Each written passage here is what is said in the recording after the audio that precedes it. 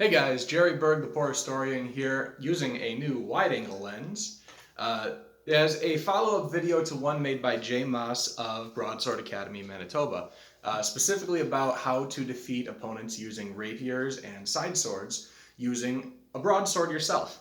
And his video was incredibly informative and focused a lot on using the Highland broadsword against opponent using a small sword, and then of course very, very helpful information about in general using a broadsword against an opponent using a longer, straight, or mostly stabbing weapon.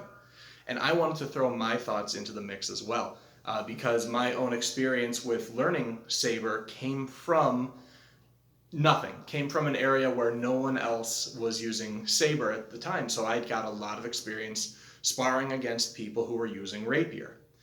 So I wanted to focus this video specifically on the 19th century military saber and then my own experiences as well. So to start off with the history, maybe some manuals. The best manual, if you're a reader, that I would recommend would be the second half of Alfred Hutton's Cold Steel in terms of manuals that are readily available.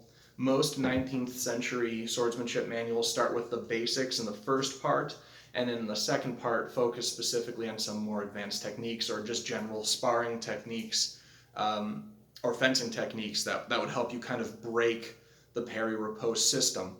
And since Alfred Hutton did a lot of his research from earlier 1600s and 1700s manuals, I find that a lot of his have a little bit more insight than some that just wrote their section on unknown, just from their own experiences, as opposed to Hutton's, which came from earlier sources, using techniques like slipping. You can't see because you can't see my feet, but slipping, stop thrusts, under stop thrusts, and various other ones. Early volts I find very helpful in terms of defeating someone who has a longer, pointier blade. In terms of my own experience, like I said, I started learning Sabre from nothing, so I had to focus a lot on fighting against fighters who used rapier and saber. I have a couple of those recorded. I uploaded one recently with fighting against Shane Hillen. He came in first place in the 2019 Chicago Midwinter Armazari for a sword in one hand, so I think he has always schooled me, but I've spent a lot of time thinking about how I would use a saber to defeat a rapier, specifically because he was the first person that I sparred against with a one-handed sword. And I found a few techniques that seemed to assist, but I wanted to give people who use saber, who would be going against someone who is fighting with a rapier or a side sword, a little bit of a heads up. A lot of our saber systems here revolve around a parry riposte system, where you cut and then parry and then cut and then parry and do this kind of back and forth, a clickety-clack that I like to call it in my classes. And rapierists and side swordsmen don't do that, at least nowhere to the point where we are. So I noticed when I was sparring against them, I'd attack and then I'd go back for a parry, awaiting a riposte, and the parry never came. So I just attacked, came back, and nothing happened. It kind of shook me. So that's something that I wanted you guys to get a heads up on if you're about to spar against someone like that as well. So what I found was doing things that they wouldn't expect from a saberer. So keep in mind, these usually if someone spars using a rapier or a side sword, they are focused on contemporary weapons, either other rapier or side swords, or longsword or dusek, and they are used to a style of system that is the Renaissance. And saber is kind of in its own little world.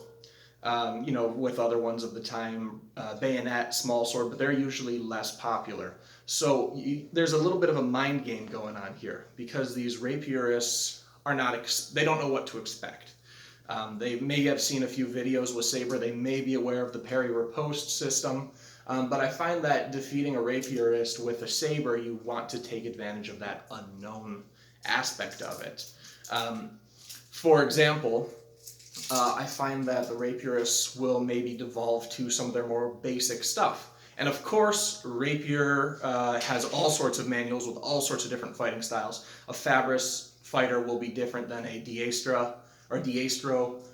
So this only really works for certain systems, and I am nowhere near familiar with enough rapiers. In fact, I don't even own a rapier.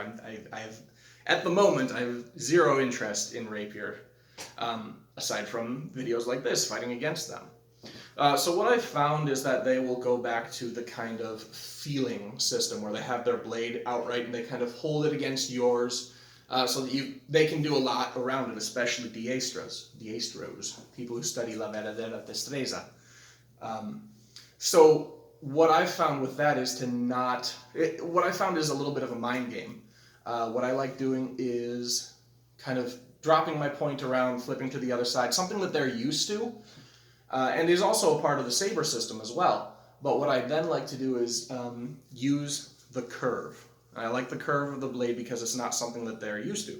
They're used to fighting against people who have straight blades. So they'll do a very slight off-put, push it off center to the outside or the inside, just enough to what they're used to, a straight blade, going past their head. It's part of the system.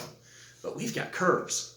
So what I like to do is play to that system, make like I'm doing a lunge, and they will push it off center, and then twisting it around, it gives me a good angle, and we get an especially good bonus because we have the curve hitting them right in the head, which is usually the most points awarded spot of this fight. So I found that to be very useful, but you can't just win fights based on that. Another thing that I found is that the side sword wielder will have an advantage in their weaponry in general, and that would be weight. Usually the replica or Hmmmm side swords are thicker and heavier than our saber blades, which kind of is a weird thing, especially if we're used to contemporary fighters of our own era. The small sword or spadrun, they're usually a little bit smaller, especially the side sword, where we can just knock them out of the way. Not the case with the side sword.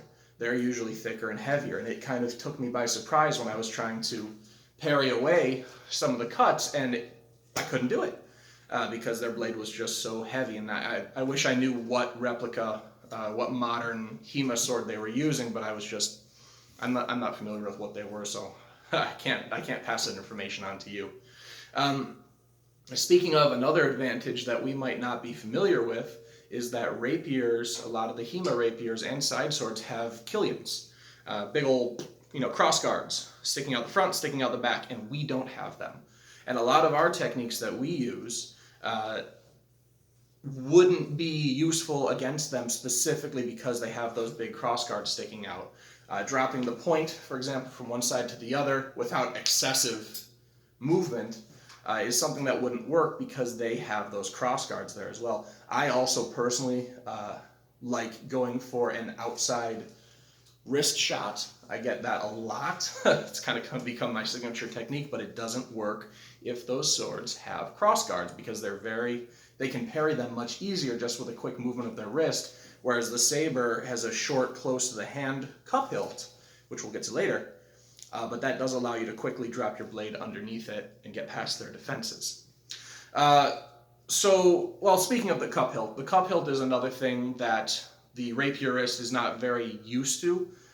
Don't get me wrong, they do have swept hilts and cups and bowls and all that to cover their hand, but that's usually more of a defensive thing that would allow them, especially Destreza fighters, to have their hand out in front of them and defend their hand.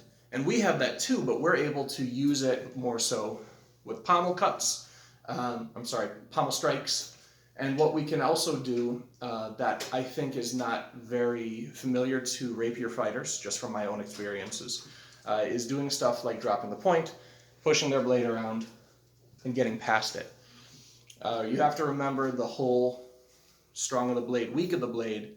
If you have a longer sword, you have a larger weak and a larger strong, but you are able to take advantage of that because if they have a longer blade, which they usually do against sabers, you can take advantage of that fairly easily. Pushing it off to the side and going in, or dropping your point and going around for a cut on the opposite side. One thing that I found does not work is a sidestep, unless you're using it for a specific technique, a traverse one way or the other, unless you're going in specifically to charge. But gaining an advantage is something that they are or gaining an advantage with a traverse or a sidestep is something they are used to. So they're going to be able to see through that, and it's not really a part of most saber systems. Or at least not in any big aspect, as opposed to theirs. For example, Destreza, which has the big old circle, it's a major part of theirs. So I would recommend not relying on the traverse steps or the side steps to gain an advantage with that, but instead rely specifically on our saber techniques. And I do want to clarify, there are a lot of people out there, a lot of people are looking specifically for just ways to beat it while holding this sword. And I could recommend a few things, but I want to try to keep it historical and related to the manuals that we study.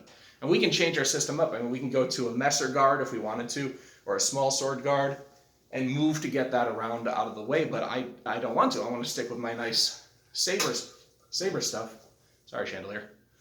And be able to use that to successfully defeat someone who is using a more or less true rapier or side sword system. I don't want to vary from our manuals too much or from our systems, because that I personally don't like that. I find that not as true of a fight as we could be, but that's just my personal opinion. To each their own. I love history. So those are my thoughts. I do recommend using the false edge a lot too. It's something that a lot of people don't expect. Like I said, use these techniques that you don't expect. With a false edge cut, remember that historically, usually, the top part of the blade on the rear is sharp. So usually tournaments or clubs or matches or martials will use a back edge cut and allow it. And that's something that a saber or a rapier wouldn't be familiar with, or at least wouldn't expect, because this is the sharp part of the saber, right? Not this. And I find that gets around their straight blade-minded mentality a lot as well. So take a look at some of the videos I posted. I'll see if I can dig up some of the old ones. If you look at, I have the video uploaded of saber versus rapier against Shane, like I mentioned before. I have a couple other recorded, but they would be from way early on in either of our studies. So I want to clarify that point if I do end up finding them in my records and uploading them. What are your guys' thoughts too? And I'm sure as I finish this video, I'm going to think of, oh wait, I want to do this. Oh wait, I forgot about this. Because there's just a ton that you can do. You know what, that actually reminds me, there's something I wanted to add on as well. I personally don't like, if you're going again, remember a rapier and a side sword are two different weapons.